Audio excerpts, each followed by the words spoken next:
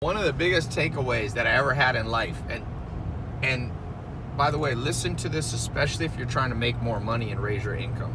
Scientists have studied the biggest factor, what makes people successful, not just with money, but in life in general. And there's a few things. This is part of kind of my 67 steps if you've never been in that program. But one of the things is awareness. And I'm not going to talk about that now. I've recorded on this what I learned about awareness. You know, I'm flying home now from the farm here by Joel Salatin, my first mentor. I'm flying to LAX, so we're driving to Washington DC to catch a flight. But what I wanted to say is, number two, interchangeably as important as awareness, is something called conscientiousness, and they kind of blur together. So in some ways, awareness is a subset of conscientiousness. So what I want to talk about for 1 second is, if you want to make more money, you raise your conscientiousness. Not just work harder, not just get a better college degree, not just get a better diploma, piece of paper. Forget all that. I'm going to the core crux of the matter, the heart of the matter, the root of it. And some people are conscientious and some people aren't. And I've never met someone successful that's not highly conscientious, that doesn't have a superpower of conscientiousness. So I got to explain this, because this is something they never teach in school. No parents really teach their kids anymore. They used to teach this 100 years ago, but it's zero. You learn algebra and dumb stuff that you'll never use in your entire life.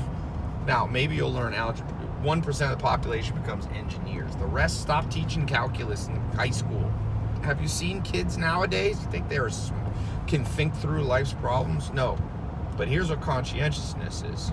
It's 4 things, and I'm going to add a 5th one. Scientists give it 4. I'm adding one. Prudence, which means the ability to make wise decisions. Prudence.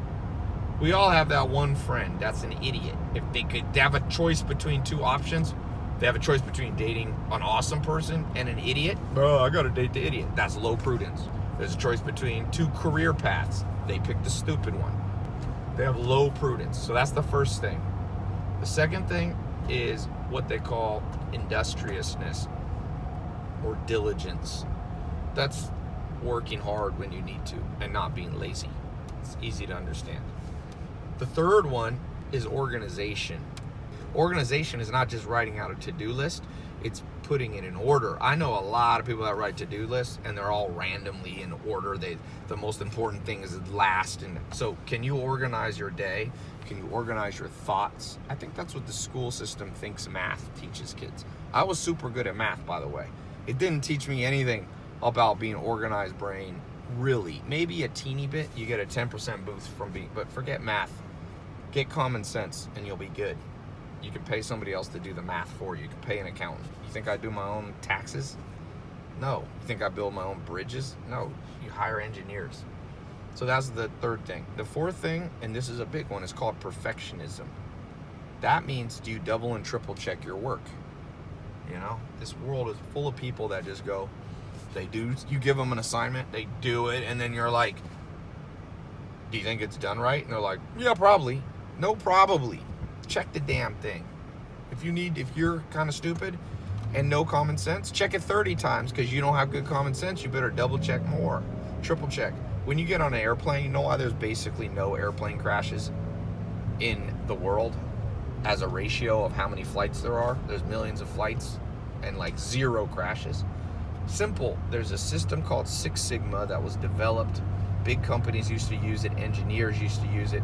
And Six Sigma says you only make 3 mistakes per million actions.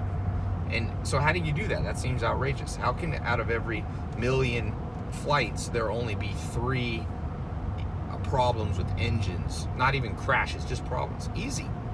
They create double, triple, quadruple checklists. When you get on an airplane, there's an airplane co-pilot reading off the list, double checking. They don't just take off. They go, all right, check the ailerons, check the landing gear, check the electric, check everything, and then double check it. Then people can't figure out why they go broke all the time. I can't. You're not a perfectionist. And also, though, just to be clear, prudence, which we talked about earlier, which is making wise decisions, there's a time when you shouldn't be a perfectionist. In fact, most people I know with low prudence, they're perfectionists about idiotic things. They'll have their nails done perfectly. Perfect. They'll have their eyebrows done perfect. Male or female, by the way. I'm not picking on one or another. They'll have their shoes shine perfect, but then their life is in shambles. I'm like, bro, why don't you just have your shoes a little dirtier, but an awesome life? And it's like, what do you mean? Oh, it's supposed to be a perfectionist, you said, Ty. No, perfectionist in important stuff. Like, be a perfectionist with making money. Double and triple check. I knew a guy at a nightclub, and he couldn't figure out why he never made money. I was like, bro, people stealing from you, your employees. Well, I'm like, do you double and triple check? Do you compare the little clicker from your bouncer, how many people walked in the club, to how much money you took home? And if you're charging, we used to charge cover charge. If you're charging $20 and 100 people came through the door, did you ever go, oh, I should have $2,000? No, he was just randomly like, well, it'll all work out. No, it doesn't. It doesn't all work out. People steal from you, and you end up making $1,400 because $600 goes out the door to somebody. So, perfectionism. And then this fifth one, now scientists don't have this fifth one, but I've talked to some scientists because I think the fifth one is awareness. So here's situational awareness. I'm going to give you an example. This is funny. Joel Salatin, my first mentor, I don't know if we had a little clip of him earlier. This is an amazing thing about Joel. I swear I should make this his own video. So, Joel is the most situationally aware person. He's not daydreaming. He's not, he's not planning 33 years out from now. He's paying attention to what he's doing. Now, I've had this save my life before, especially working around heavy equipment. I've had people almost killed that I bring from the city to a farm because they're not situationally aware. We're putting up huge 8-foot, 300-pound posts, and they're like looking at their phone, and we have a little, like a winch holding it up, and the winch unsnaps and the pole comes, and I'm like, oh my God, pay attention. And here's a story, 2 stories. One, when I was 19, I was walking through a field with Joel Salatin, daydreaming, because I was from the city, and people in the city are told that daydreaming is such a wonderful thing. Yeah, once in a while, if you're Albert Einstein, it is. But even Albert Einstein paid attention to what he was doing in the moment. He came up with the theory of relativity equals MC squared while he was working at the post office 10 hours a day, sorting mail, paying attention. He wasn't, people have this thing like, oh, Stephen Hawking, Albert Einstein, they just lay there and just daydream and let their mind wander. Yeah, sometimes, but not all the time. So I'm walking through this field with Joel. I'm like, la, la. And I didn't notice there was a gate open and all the cattle were getting out. I'll never forget this. He turned to me. He kind of jolted me. He raised his voice. Like, oh. I was like, what? He's like, there's a time to stop and smell the roses, and it's not right now. Time to stop and smell the roses. And he was saying, this is a time to be aware of where we are. When you're at home and you're laying in bed or you're eating, then you can daydream. Or you're writing a book, But he's like, now pay attention now. And that one thing that I learned from him, I would say is responsible for more of all the money I've ever been able to generate with my businesses and in life. It's responsible for 60% of it. That one lesson right there. Pay attention. And Warren Buffett, second or third richest man in the world, he says, put all your eggs in one basket and watch the basket. Watch the basket. And the basket is your life. It's your business. It's your career. It's your friendships. Watch it. You know how many people are just like, oh, life will work out on its own? No. There's a universal law. You remember this from physics. You had law of thermodynamics, all this entropy. That means over time, if you have a house and you don't maintain it and you don't paint it and you don't fix the roof, if you come back in 20 years, it's worse, not better. There's never a house in history that's been standing there, someone abandoned it and came back 20 years and you're like, you ain't gonna believe this. There's a deck on here, new cabinets. No. New furniture. No. Entropy means that you have to inject energy, your own energy, to improve things. And so when you're not situationally aware, you're not conscientious, you're not organized, you're not diligent, you're not a perfectionist, you're not somebody who is prudent, you're not industrious, all these things, guess what? Your life gets worse and worse and worse and worse, and then you can't figure out why your happiness is declining, your income is static, you're stuck in the same dead end. I can tell you why. Joel Salatin told it to me at 19. You're not watching the basket, you're not paying attention.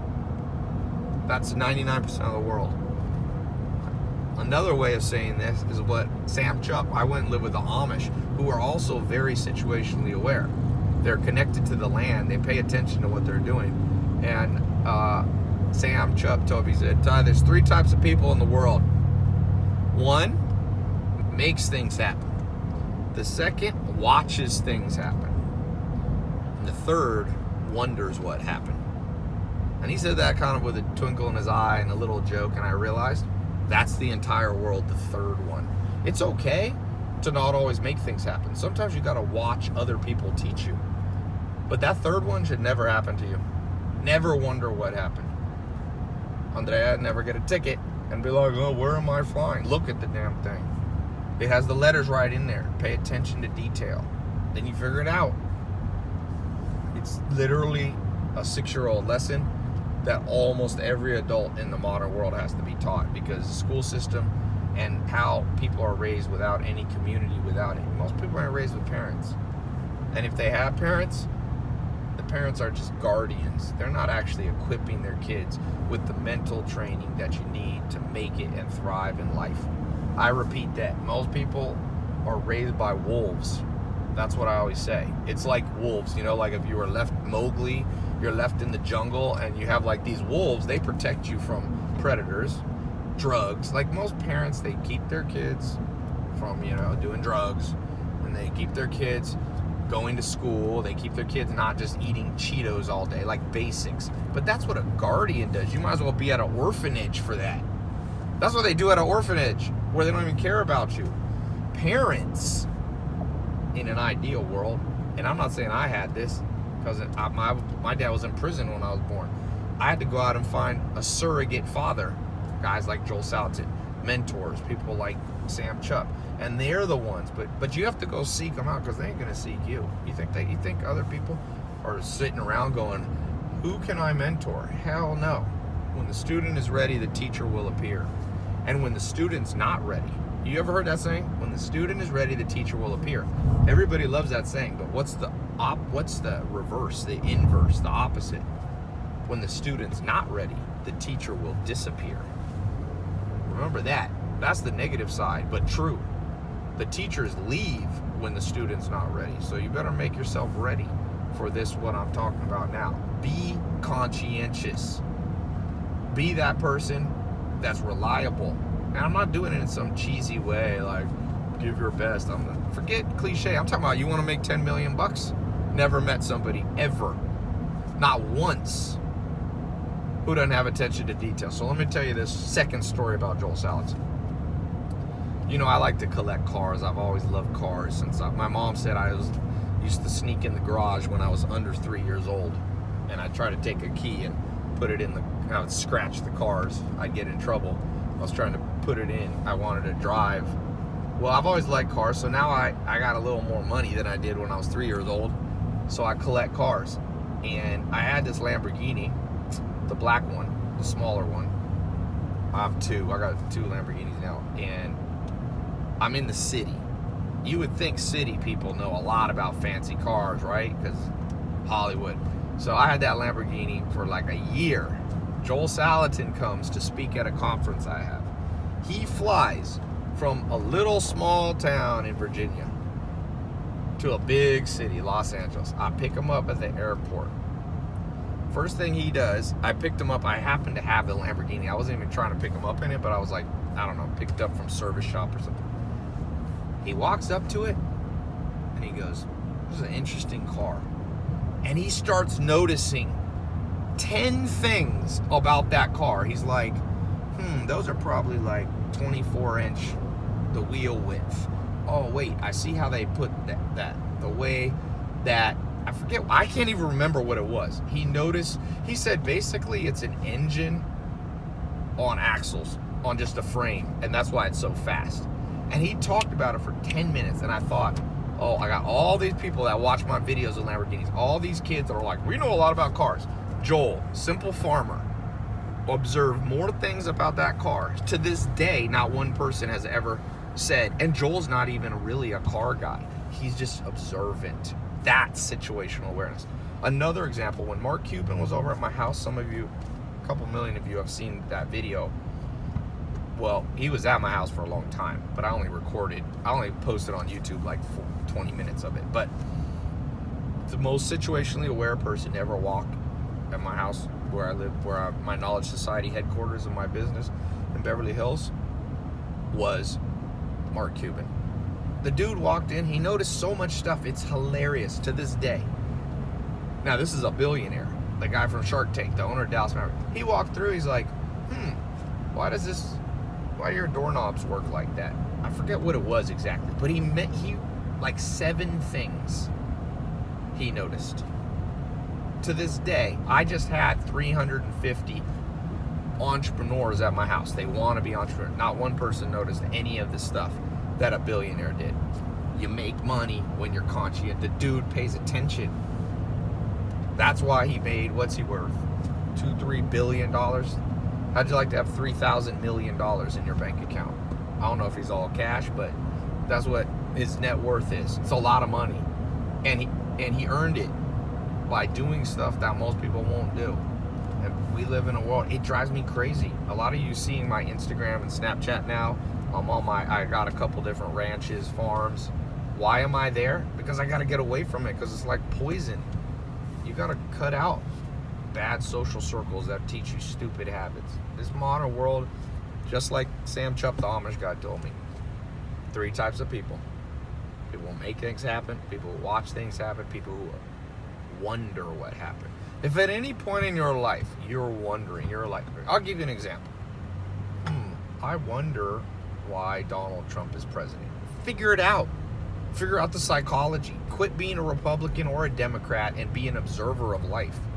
God, if I have to hear one more novice give their stupid political views that know nothing, these are people, most people who talk politics, their life is in shambles. I'm like, why do I want to listen to your opinion about a complex entity like running the United States when you can't even balance your bank account, dude? Shut up. Why don't you go try to figure out why things are like they are? More people need to shut up and go start either observing things happen, making things happen, or figuring out why they happen. Figure things out. Joel Salatin walked by the Lamborghini. He was trying to figure out why the car said it could go 220 miles an hour. He walked around and was like, dude, this thing's a giant engine with almost no frame. And he noticed very specific things. Like I said, I own it, and I still don't know it to this day.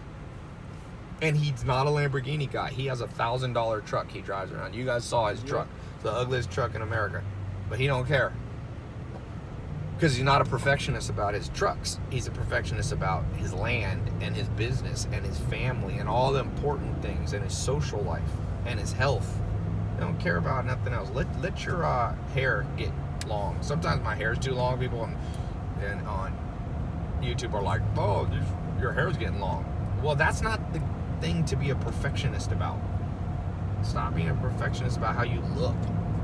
Male and female. The damn Instagram age gonna turn everybody into morons. People are taking 63 pictures to get one that they like. Really? That's what you want to be a perfectionist about in life? You want to look back on your life and go, well, I had a crappy job, crappy career, I was always stressed over money, my social life, my romantic life was in shambles, but my health was in shambles, but you know what I was great at? I always kept my hair good. Oh my God. Prudence, you don't have the brain power to fathom what I'm saying. That's the world we live in right now. And then people are like, well, the rich are getting richer, it's unfair. Stop complaining, and why don't you figure out, why do the rich get richer? People say it's not a good, I'm not even saying it's a good thing that the rich get richer, but I'm curious. Stop trying to judge everything. Stop trying to go, well, Donald Trump is a horrible president, or Donald Trump is the best president. Try to understand the psychology. How did he get elected? Why did Hillary Clinton lose? What did she do incorrectly that he did correctly? Whether you're a Republican or Democrat, be curious about life. Figure everything out. If somebody sends you a book, read the whole damn book. Or be prudent. If the book's crap, throw it away.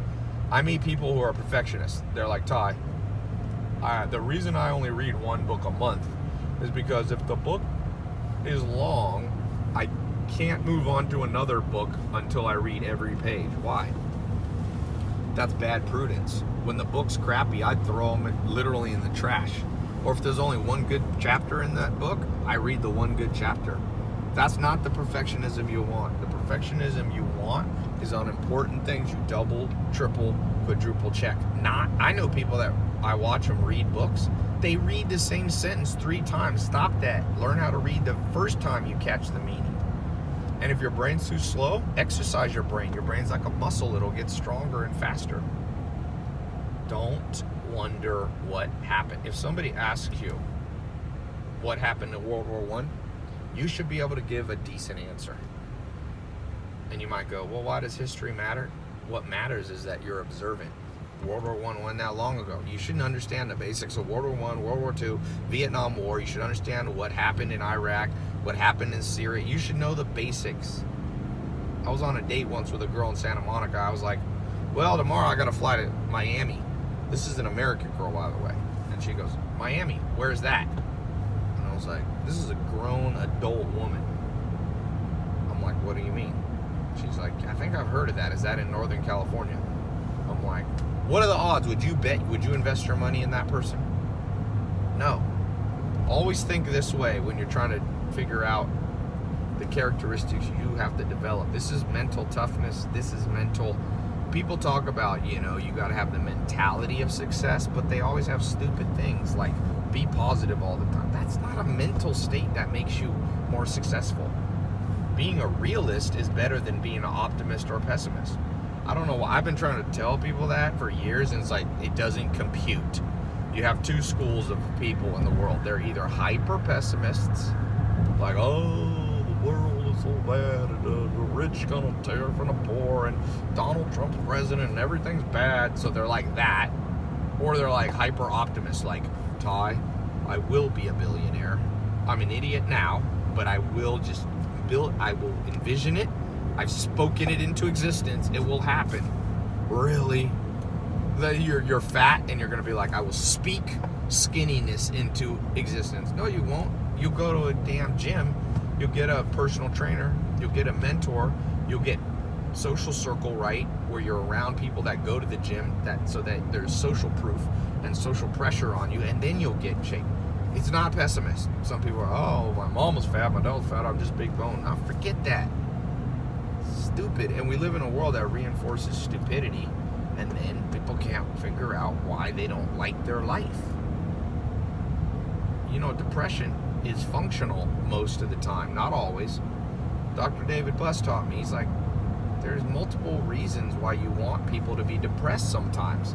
Depression teaches you don't do the thing that made you depressed before. Just like sticking your hand in a fire, would you want to turn your nerves off? So I asked my grandpa, so when I was 5 years old, he died a little bit after that. He was a scientist. I said, Grandpa, why do we get hurt? And he said, you have nerves all throughout your body, and it connects to your brain, and it makes this almost like an electric shock. It's not an electric shock, but it's equivalent. And I was like, well, why don't we just turn them off? Then we could be happy. And he goes, no, that's what leprosy does. There's a disease. When I was in India, I went to a leper colony. They lose the nerves. And guess what happens when you lose nerves? You start bumping into things. You start putting your hand on a fire. That's why most of them lose part. Like in India, there's people with no nose, no fingers is a common thing. Leprosy is more complex than this, but that's one of the things that happens. So we live in a world where people are trying to be like, don't be depressed. Don't have regrets. You hear that, no regrets. What do you mean no regrets? No regrets? Then how do you learn anything? It's a stupid piece. It's like turn off your nerves. Regrets are the mind's emotional nerves. Now, there are people that are hormonally or chemically imbalanced, a percentage, but it's not most depressed people. Most depressed people, it's a continual signal from your brain going, you're living a crappy life.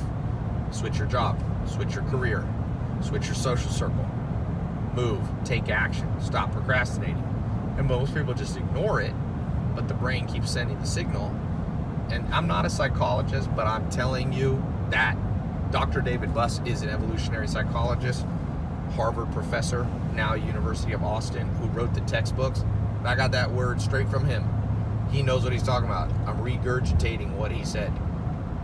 So don't try to argue with me on this. I always get people argue and go, oh, most depression is because it's not their fault. Well, I mean, nothing's our fault. I didn't ask to be born. My mom had me. So I guess I could just say everything. Like, it may not be your fault. It may be someone else's fault who did something wrong to you. I get it. But if you don't fix it, you still have a crappy life. And whoever caused the problem, they definitely aren't going to fix it. So you could blame, people blame the U.S. economy. Oh, the government's making my life worse. I had a relative like this. He was a little lazy. He didn't have a job. He was broke. And he goes to me, well, I said, why don't you get a job? He goes, I can't. The government he is a conspiracy theorist. So I'm like, well, okay, let's say you're right. Let's say it is the government that's holding you back. And you hate your life now because you're broke under financial pressure. So I go, so as far as I can tell, are you waiting for the government to fix it? Because you just said they're the problem. That's like going to a doctor. They screw up the surgery. You're like, oh, I'm in pain. And I'm like, what are you going to do about it? Oh, it's that damn surgeon. Okay, what are you going to do about it? Oh, I'm going to go back to the same surgeon. I'm waiting for that surgeon to fix it. That surgeon ain't going to fix it. If he's stupid enough to leave the utensil in you, go back to a different person. I wouldn't go back to the same doctor.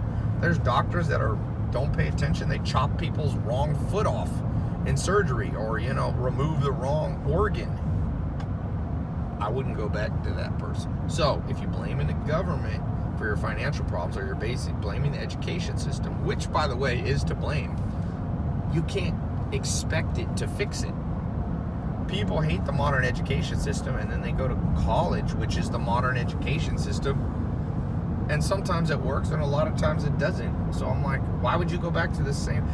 Albert Einstein said, you can't solve a problem with the same mentality that created the problem. Einstein, the dude was smart. Listen to him. Forget what I'm saying. I'm not as smart as him. You can't solve. So if the education system caused your problem, you have to go outside of it to fix it. That's why I went to mentors instead of college, because I had already gone to high school and I realized I wasn't equipped with all the life skills and the mental skills and the financial training and all those things that I needed to make it in life. I didn't learn about habits. How come the school doesn't teach about habits? All your life basically hinges on habits. There's a great book on this called The Power of Habit. And it's a scientific book, but I can summarize it for you. Basically, the quality of life is based on your habits. Your brain is created or adapted to quickly fall into habits for a good reason. There was a guy, I think it was in the 1800s, he had an accident. He hit his head real hard, and he destroyed the part of his brain that could form habits, good or bad. He couldn't form a habit. And he had the worst life because every day he would go put his shoes on, for example, look down at his shoes and go, well, do I do the right one or the left one? And he had to spend 2 minutes thinking about it. Normal people who don't have brain damage, we create a habit. You probably don't realize it, but you have a habit probably of how you put your shoes on. Maybe you put your right, and that's a time saver for your brain, an energy saver. It saves glucose. Glucose is the sugar in your brain, and your body wants to conserve it. So we're adapted to quickly fall into habits. So all of your life quality or your life suffering is around mental habits. That's why two people can go through the same bad life and one thrives and one fails because of the habits that they form. And so everything I've talked about today, like to be aware, that's a habit. Joel Salatin's not just aware when there's a Lamborghini. He's aware when there's a huge post about to fall down. He's not daydreaming and going, oh, I wonder life might, they said enjoy life and smell the roses. Yeah, smell the roses till you get smashed. No, smell the roses when it's time to smell the roses and focus on now when it's time to be in the now. And the only people that kind of talk about this are like Eckhart Tolle books like The Power of Now, or I meet people going, oh, I meditate to stay. That's not what it means, by the way. Situational awareness.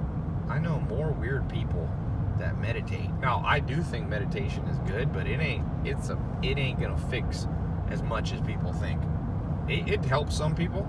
Dolph Lundgren, the guy who was in Rocky IV and Expendables, you know, the famous actor, I'm friends with him, and he told me that meditation has helped him a lot, but it'll only take you so far. And doing yoga only gonna take you so far. Trust me. No one thing. That's like saying your arm is cut and all you need is one Band-Aid. You might need a lot of stitches. Meditation might be one stitch. Yoga might be one stitch. There's a lot of stitches to fix problems. You know, I cut my eye once playing basketball. A guy slammed into me. I took a charge, and I forget, it's in my eyebrow. My hair still doesn't grow back in part of my eyebrow. I got like 25 stitches. The doctor wasn't like, one stitch. It's a big cut. You need a lot. So people people aren't aware. They go, well, I meditate with Headspace app, and I'm gonna solve all my crazy problems. No, you're not. That's one stitch. It's a good one, but it ain't enough. You gotta do 20 things to fix these problems. So, practical takeaways. Be curious about everything. For example, here's a test. I'm gonna test you right now listening to this. Most people, and I'm assuming you look at your keyboard on your laptop or your computer a lot, okay? So I'm gonna ask you this question. What does F1, F2, F3, F4, F5, F6, F7, F8, F9 do? What do those all do? And I bet you can't, I bet you 0 people will watch this video or listen to this audio and be able to answer all of those. No, I shouldn't say 0. I'll be a realist. 1 per 10,000. So let me get this straight. You look at something, but you never take the time to be curious enough and go, why did they put the F1, F2 there? Why'd they put it there? I've done this at conferences where there's hundreds or thousands of people, and I see people Googling it to try to look smart, but nobody knows the answer right away. What's F5 do? What's F6 do? There are keyboards on people use their keyboard freaking 30% of their entire life, and they don't know shortcuts. They don't know how to switch tabs. They don't know how to close. So, the practical thing, pay attention, be curious, be a perfectionist when it's called for, and be smart with decisions and know when it's not called for. Did I get off here, it said? 1.6 miles. Pay attention to now. Don't listen to the orthodoxy that tells you you are a little flower and everything's perfect and you are a unique sun petal or whatever the damn rain snowflake and all life will just magically work out for you. Entropy, baby. Law of the universe. You know what's more important than your mom cuddling you and giving you false advice? Don't cross the laws of the universe. Ever. You want to set up a guarantee for a bad life? Be like, Mom, law of gravity doesn't apply to me. When I was a teenager, this girl I know at my church was dating this whack job guy. And the dude was trying to show off to the girl I know. I won't say her name in case she's listening. So he climbed up a telephone pole to show off. He was a little drunk, I think, and went to hang out on the wire. Don't even ask me what this was in this joker's head. I think he wanted to show he could like hang, or I don't know what he was doing. You want to know another thing this reminds me of? This truck, point of this truck. This dude, you know, you've been alive that many years, you don't know how to get on an on-ramp. It's hilarious. I'm gonna prove this to you. Driving shows you what people's mental state is at. So, next time you're on the freeway and somebody's getting onto the highway, watch how people struggle. There's people that will come and go the same speed as you and be like, hey, get over. Well, you're not supposed to change. They're supposed to change. Go faster or go slower. It's crazy how few people know that. If you can't get around somebody, hit the damn brakes and come behind them. This dude here almost crashed into that car because he couldn't press the gas or press the brake. Don't show his face. blur that out. I don't want to embarrass the guy. But you think I'd invest money in that guy if I saw him driving like that? Hell no. I'd be like, this dude doesn't have common sense. He's not ready. He might be ready. People change sometimes. People improve. But a lot of times people get worse. Entropy. If he doesn't inject mass, let's watch this car. Same thing. This joker gonna go the same speed. So I have to get over in another lane. Bro, if you have a slow car, press the brakes. If I'm going 55, go 35.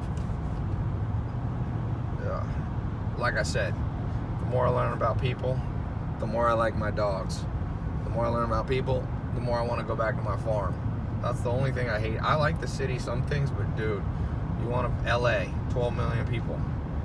What percentage of those people have their heads screwed on straight? What percentage of those people were trained in life? You got to be trained. There's never been a Navy SEAL who was good Navy SEAL without being trained. There's never been a martial artist that wasn't trained. There's never been a UFC fighter. There's never been a business person that wasn't trained by somebody. By someone else, by the way. All you self-sufficient narcissists who are like, I learned through trial and error, just go out and do it. I thank you for your service because you're easy to beat in business. All you people. I don't need to read. I just learn on my own. Bad prudence. You got no brain power. You got brain power. I know a lot of smart PhDs that have no common sense. You learn everything from other people. That's how you learn English. That's how you learn manners. That's how you learn how to walk. You observe others and you ask some questions and you learn by osmosis.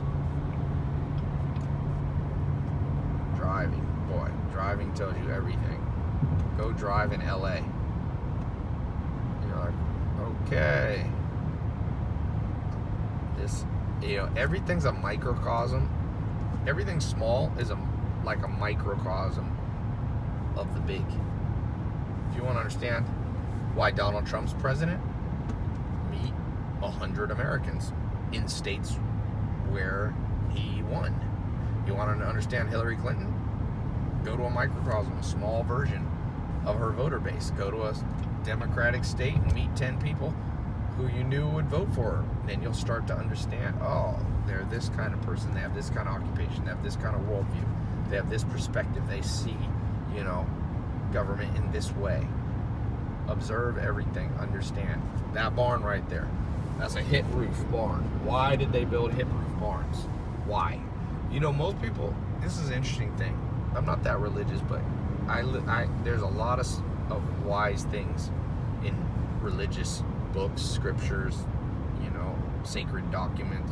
And one of the things that I remember is Jesus Christ said, in order to get eternal life, in order to get the kingdom, okay, you have to be born again. And then somebody asked him, but Jesus, how can a person be born again? Is he going to go back into his own mother's womb and be reborn? And see, the guy didn't get that was a guy that was wondering what happened. He didn't understand what Jesus was saying. And again, I'm not a spiritual teacher or anything, but I get it. It took me a long time, and then it clicked one day. I said, he was saying to get what you want. Now, he was talking about whatever, heaven or the kingdom, but think of it this way. To get this prize that you want, and everybody has different goals, to get the goal, you have to be born again. Now, you have to be like childlike. What does it mean to be childlike? What does a little 3-year-old ask you over and over? Why? Why?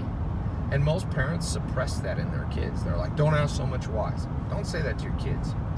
Encourage your kids to say why. Because the person who says why at the right time, there is a wrong time to do it. Like when somebody's, on an airplane, you don't turn to people next to you and go, why is this plane in the air? Why am I sitting? But notice everything. You notice that this road right here, it's crowned in the middle. You know why it's crowned in the middle? Because it rains a lot here on the East Coast, and the water that way runs off. If you don't crown it in the middle, it'll pool in the middle, and you'll get puddles. Why? Sometimes I've asked myself, why is that grassy median right there? That looks like it's about 30 25-ish feet, maybe 25 feet. Why'd they pick 25? And in some places it's only 2. Pine trees right there in front of me. Why do pine trees not lose their leaves in the winter? And regular trees do. I can name every tree in there. People drive by trees, ask what they are. It's because I went through a point in life, I was like, I'm gonna find out what every tree is. There's a willow's trees right there. I can also name almost all those grasses. Those are sedges right there. Those ones sticking up. That's bull thistle right there. There's fescue and orchard grass and plantain and burdock, and that's a sumac tree. Pay attention. It doesn't have to be just about nature. That's how you make money. That's how you also impress people. People always ask me, how do you get a mentor? Don't be stupid. First rule. When the student is ready, the teacher will appear. And when the student's not ready, the teacher will disappear. So if you're stupid, and here's the definition of stupid. I'm not talking about book smart. I'm talking about if you drive by the same thing every day of your life and you never ask a question why, that's a locust tree. It's a legume. Do you know what a legume is? People should know what a legume is. You eat them. Beans are legumes. Why are they important? They fix nitrogen from the air. Understand, pretty much, don't wonder what's going on in your life. Like I was telling earlier, why did the rich get richer? Because most people look at that as like some conspiracy theory. No. 2,000-year-old principle. Jesus Christ said this 2,000 years ago. He said, the person who has, more will be given to them. And the person who doesn't have, even what they don't have, will be taken away from them. Now, I'm not saying that's good or fair. Forget good or fair. It's the way it is, damn it. Is it fair that a lion eats a sick antelope and the antelope doesn't get to go to the hospital? Where's all the damn people complaining about that? That doesn't seem fair to me, but we don't live in a world that's fair. We live in a world that has a natural progression and a natural order. I'm not saying you shouldn't help the poor. I think you should. I'm not saying the rich should just get rich and 10 people should own everything in the world and everyone else should be serfs. No, but I also know this. Who the hell are you complaining to that the rich are getting richer? If you're mad, the rich control government. So you going to appeal to government that's run by rich people to make it so rich people won't stay rich? Come on, man. Do you think rich people are going to vote themselves worse taxes? No. They're going to vote themselves better taxes. And there's some countries that pull it off, socialist countries, Sweden, Norway, Europe. But if you're in Europe, be like, wait a second. We're not like America, and everything isn't perfect. So maybe the problem, maybe socialism doesn't fix everything. I mean, people in Sweden or whatever, and people are like, just gun control, controversial topic. Quit picking sides and really research it with an open mind. I'm not going to say, I don't want to influence. I have my opinion, but try to research it. Don't just pick a side. That's a mental laziness habit. Low diligence levels, meaning low diligence, going back to conscientious, means you won't look into things multiple steps. So if things are not working for you, you'll try once, but you won't try again. If you can't figure out why the rich are getting richer, figure it out. If you're trying to figure out gun control, don't read one article. Read books by both sides. Call up the NRA. Be like, yo, this seems crazy. Am I missing something? And if you're a gun rights person, call up the anti-gun people.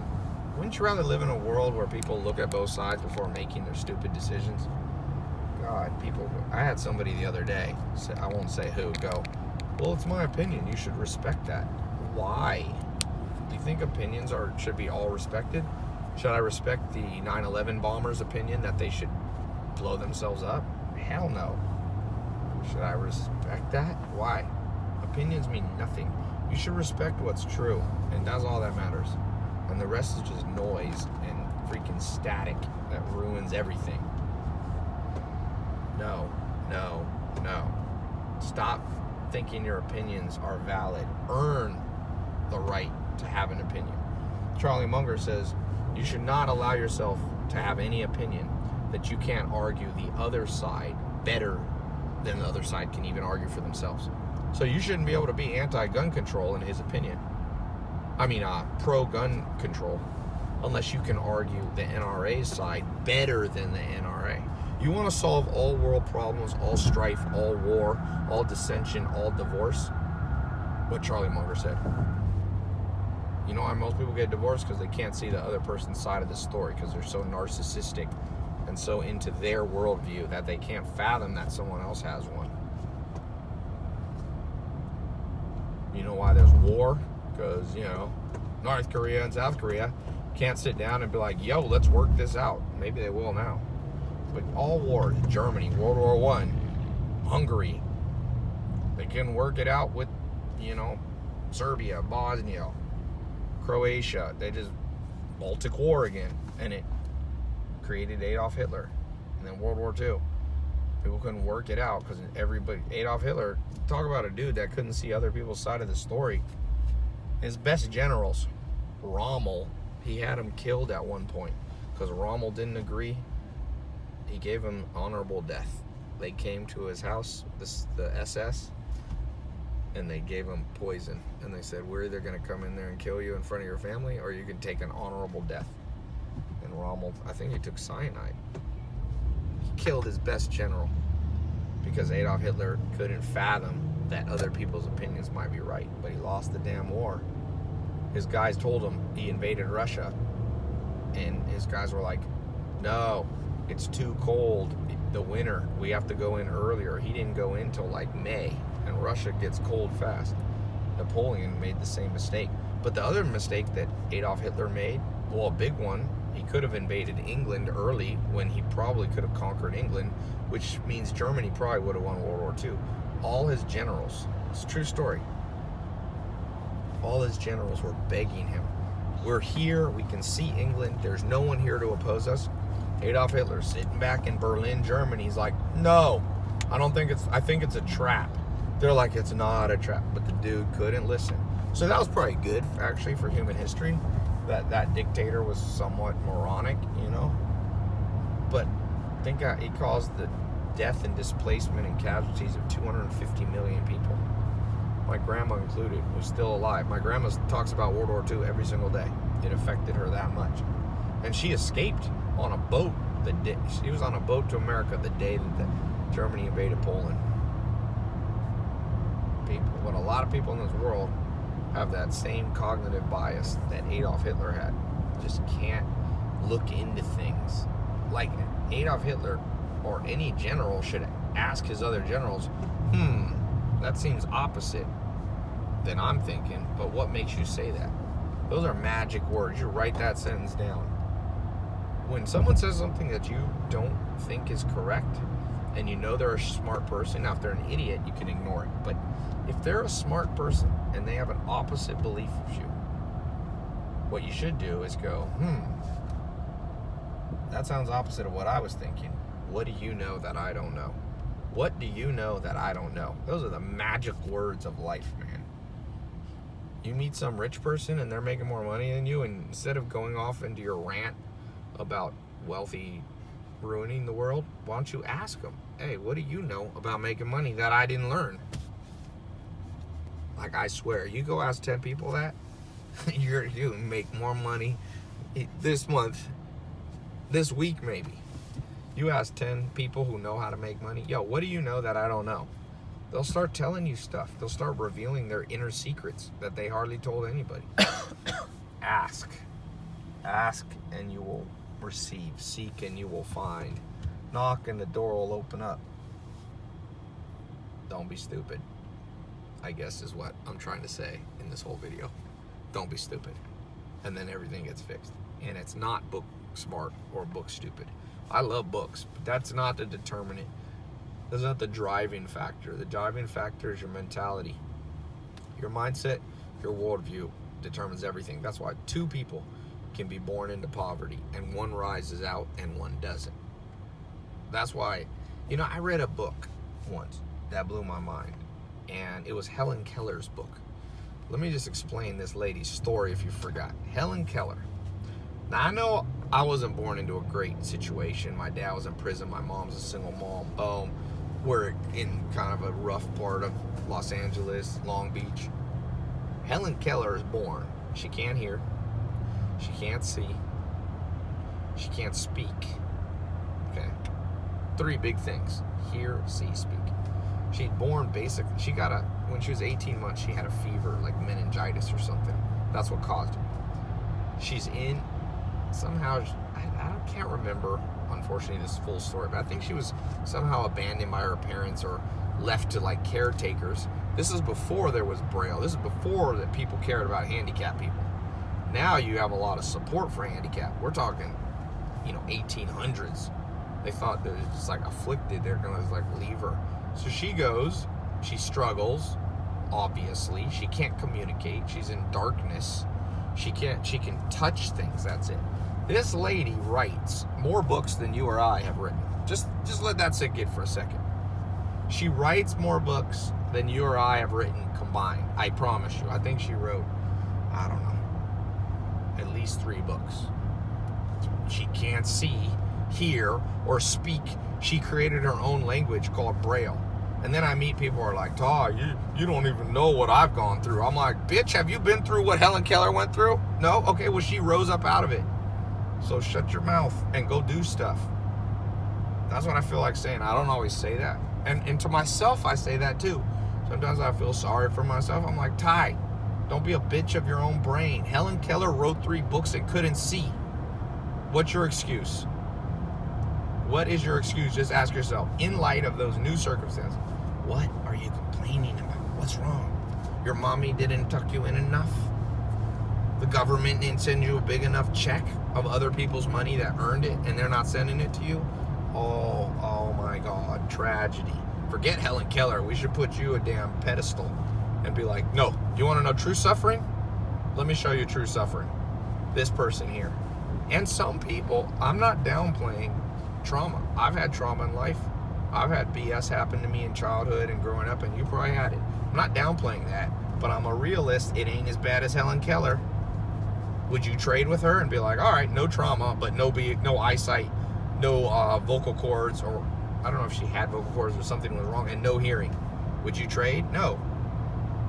She had that's about as much trauma as you get. People, it's funny too, people complain how unfair the world is and that the rich are getting richer. They never think that they're actually rich compared to the 40 million kids in India. Where are you giving your money? Who you get? Did you send a check to Indian kids? No, but you're complaining about how unfair it is for you. If you make 30 grand, there's a lot of people in India who make $14 a month.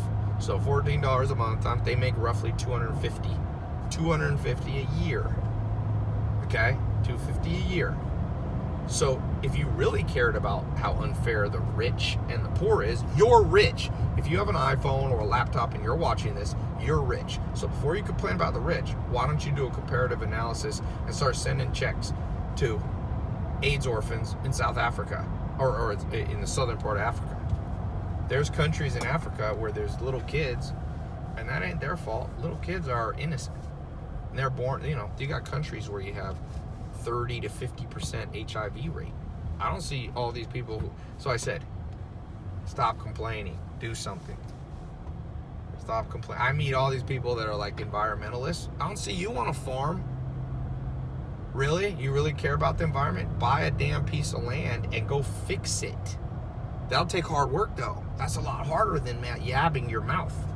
You're a vegan and you don't think there should be, animals? We'll go grow a huge garden and go feed your whole block with good vegan food. Then I'll respect you. What do I have to respect you just because you have an opinion? I'm not saying what's right or wrong. I'm just saying you're vegan, you're an environmentalist. I don't see you out there. Go pick up trash on your street. How many vegans in LA that I gotta be around? And no offense to vegans. I know great vegans and I know annoying ones. But I know great meat eaters and I know annoying ones too. But I'm just saying, if you have a heavy stance on something, back it up. That's what I mean by don't be stupid. Do you have any situational awareness? If you really care about the environment, driving even a Prius ain't good for the environment either. You think the solution to improving the land is we should just drive Priuses around? Still burning gas. Ride a bicycle then. That makes more sense. Ride a bike. Ride a bike everywhere. Then I'll respect that environmentalist. I met a guy once, his name was Eben Haas. He came and visited the Amish. He believed that the system was corrupt, that oil was being done by large companies exploiting countries for oil. So he refused to get in any car, any vehicle, any mode of transportation that had gas. He walked from Massachusetts to Virginia to meet where we were. I respect that guy. He has a strong opinion, but he backs it up with action. He doesn't just babble and sign online petitions. Oh my God. The work and the struggle of all those people who sign online petitions. I'm not saying you shouldn't sign an online petition. I'm just saying, you think you're going to solve the world problems by online petitions? Things that are easy don't change the world. Mahatma Gandhi wanted to end British colonialism in India in the I think it was the 40s, when he was assassinated. Late 30s, early 40s. And you know what he did? He said, none of us buy any clothing from England. But they said, but there are no clothes to buy. And he said, then make your own. And he started showing people how to make their own clothes. See? He put action. All great people that have changed the world put action. They didn't complain that Martin Luther King Jr. didn't go, the world's unfair, I'm black, it's unfair. He went out and organized, and he thought it through how to do it in an effective way. Malcolm X too. And whether you agree with everything they did or not, Gandhi, whatever, at least you can respect them. You know, it takes a lot of guts to do what those people did. Fight the system. They didn't sign online petitions that someone started or forward an email chain. What'd you do for the cause? I went to my laptop and I pressed my mouse here and I pressed forward and I forwarded it to 10 friends. I mean, that's kind of good, and I'm not saying that it's not good to spread messages, but it's not the core solution. It's a band-aid. It's not going to solve the main problem. You're going to have to do something for real. Don't complain about you hate your job. Just quit it. That's what you do. Just quit. And people go, I can't. I might go broke. Well, then go broke for a little while. Take the pain, and then go, I'll never get in that situation again. Get depressed. It's good. You should be depressed every once in a while. In fact, I read a book. I forget the name of this. It's a scientist who studied brain, mental habits. I think it's on my website. I'll try to remember it. But he said you should be sad and depressed about 25% of your life. 15 to 25. Because if you're depressed and sad less than that, that means you're not learning from your life lessons. And if you're depressed more than that, so that means, like, you know, one day a week shouldn't be the greatest day of the week, but it should be a learning day. Maybe you're under stress because you're in a group where you're the dumbest person. That's stressful. Once a week, be in a room where you're the dumbest person in the room, because it's the only way to learn. You have to be dumber than the people around you. That's how you get smarter. Once a week, be in the gym with somebody so much stronger than you that you're fully intimidated and you're very looking at your body like, yo, what is wrong with me? Like, yo, I'm fat, I'm out of shape. And if you're in great shape, find somebody that embarrasses you. You want to make $1 million? Find somebody who would be embarrassed to make $1 million in a year and spend time around them, and then you'll learn. Law of 33%. It's a video I did, a TEDx talk that I did a couple of years ago.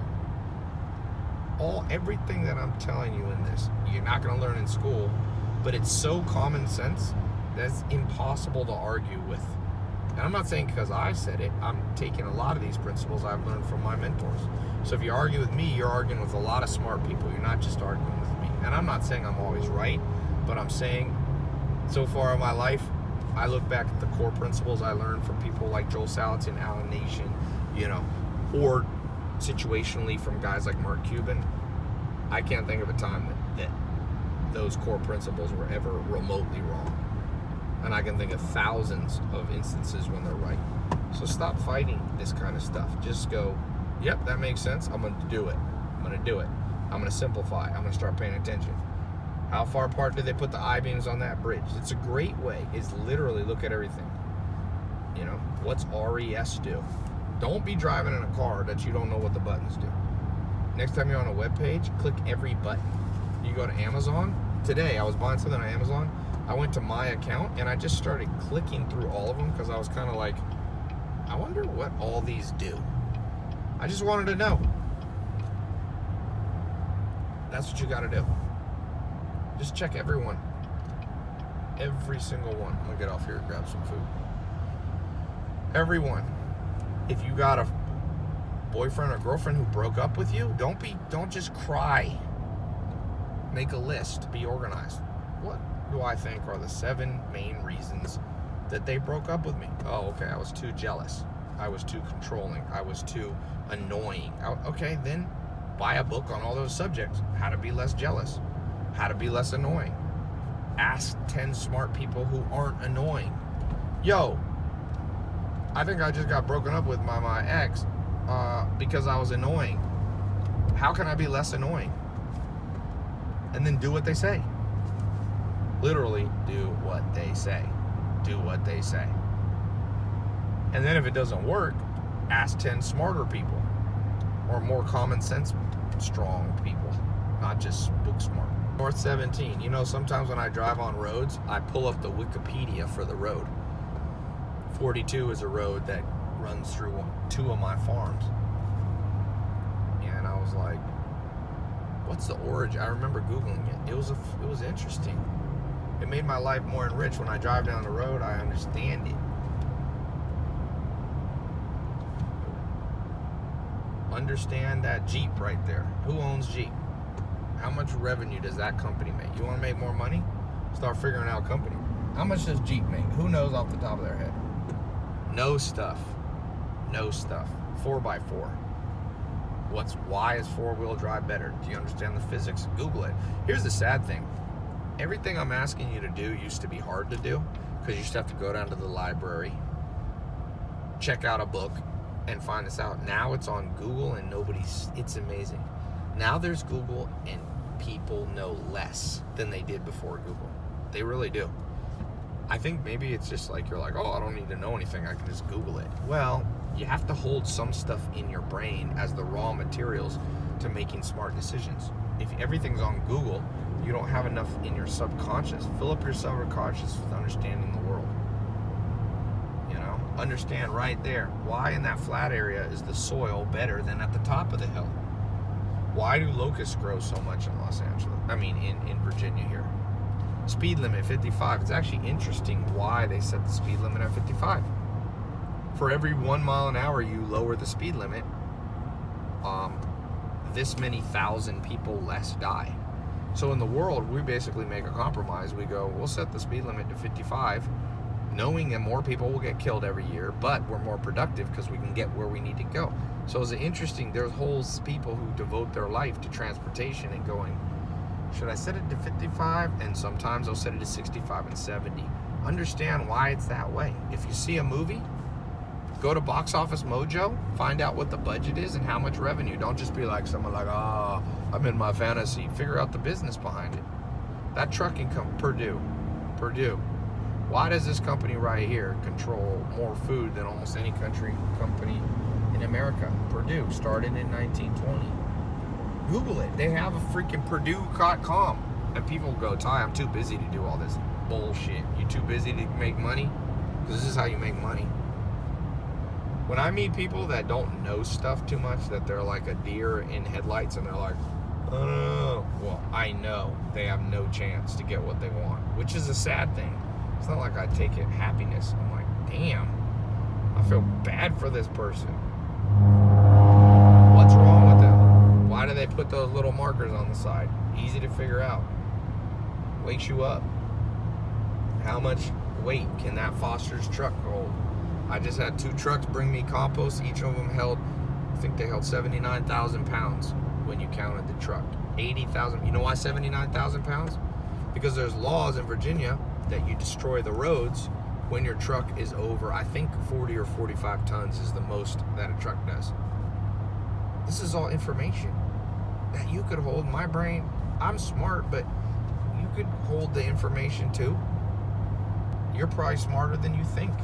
You just got dumbed down by the system. It's a walnut tree. Why do walnuts grow here and not pecans? Frank was asking that.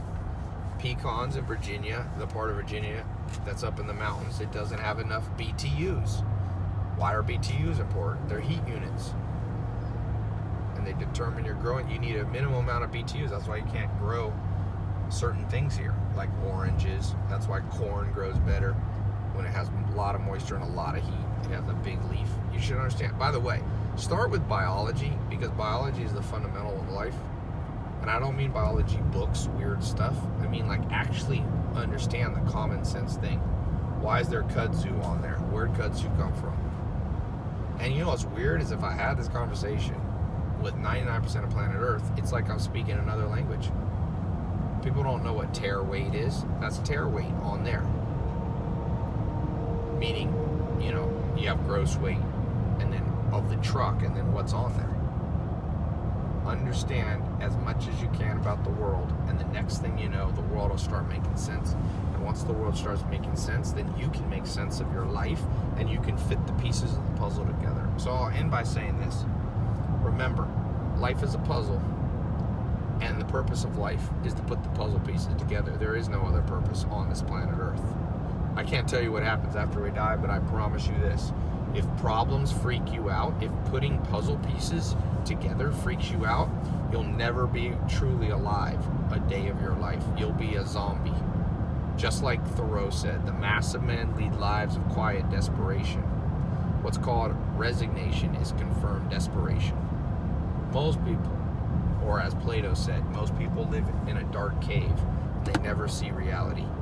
Open your eyes up, and the next thing you know, you'll be happier, healthier, wealthier, and you'll have better friendships and better love and better connections. You'll be fulfilled. You won't be as depressed. You won't be as overweight. You'll have more muscle. You'll have more money in your bank account. You'll have more freedom. You'll be traveling more. You'll be around better people. The people who screw you over will slowly disappear out of your life because they won't be able to keep up with you. And all that'll be left will be a life that's like gold. You put the fire to gold, and the only thing left is pure gold. All the rest of the not pure metals disappear. Put your life to the fire. Just try it for the next 67 days. That's the minimum habit forming time frame according to modern science. By the way, a little shameless plug. If this helped you out and you want a more in-depth version of this, go watch and join my 67 Steps program. I launched it in 2014. Over 150,000 people have gone through it in the last few years. That's more than most universities. I've gotten so many testimonials, I kind of gave up saving them. But if I walk down the street in a city every day, somebody comes up to me, a random stranger, every day, if not more than one, and says, that 67 steps changed my life. I also launched a follow-up version. It's 67 videos like this, but more in-depth, subject by subject. 67 things you need to know to get what you want out of life. The other thing I recently launched, you'll see this on my website, is the 12 Foundations. So if you're listening and you've never been through any of my stuff, you can go through the 67 steps. If you've already been through the 67 steps and you want to go to the next level, go and click on the link, tylopez.com, my 12 Foundations program.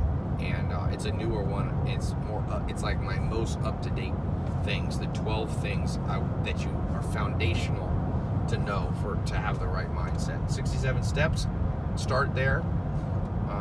And then once you complete that, move on to the 12 Foundations. It's kind of like a bachelor's degree and a master's degree. And then I got some PhD level stuff, but you got to go through those two first. And then I have other stuff. So, tylopez.com. I hope this was helpful. We got to stop and eat before Mark has a heart attack. Film them back there. Need a little B-roll.